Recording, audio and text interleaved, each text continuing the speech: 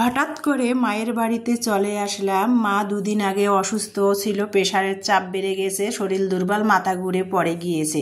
তো খবর শোনার পর তো সঙ্গে সঙ্গে যেতে পারি না। আর একজন মেয়ের আর কি, আমরা যারা মেয়েরা বিয়ে হলে তো তা চাইলেও আর কি বাবা মায়ের বাড়িতে মন চাইলে ছুটে দৌড় মাইরা যেতে পারি না, কারণ স্বামী, সন্তান, সংসার, শ্বশুরবাড়ির সবার ভালো মন্দ সবার মতামত নিয়ে তারপরে বাবার বাড়িতে যেতে হয়। চিন্তা করেন মেয়েদের কপাল এমনই এক মন্দ, বিয়ের পর মেয়েদের চাইলেও বাবা মার বাড়িতে স্বামী, সন্তান সবার পারমিশন ছাড়া যাওয়া সম্ভব না।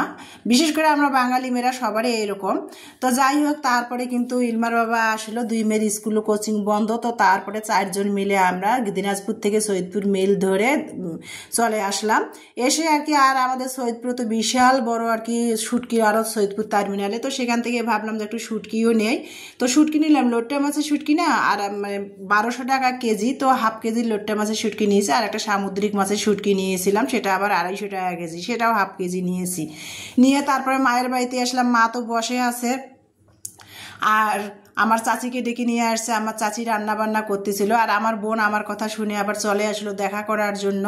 তো তারপরে আমার বোন বলতে যে আমার চাচি যেহেতু রান্নাই করতেছে, দাও তোমার শুটকিগুলো আমি সাইজ করে কেটে দেই, বাসার মধ্যে আবার তোমার কষ্ট হয়ে যাবে, এগুলো ঝামলা। তো লোট্টা মাছের শুটকিগুলো সুন্দর করে মানে মাথা মুথা ফইরাগুলো ফেলে ছোট ছোট করে ঠুঙা করে কেটে দিচ্ছিল, দিয়ে বল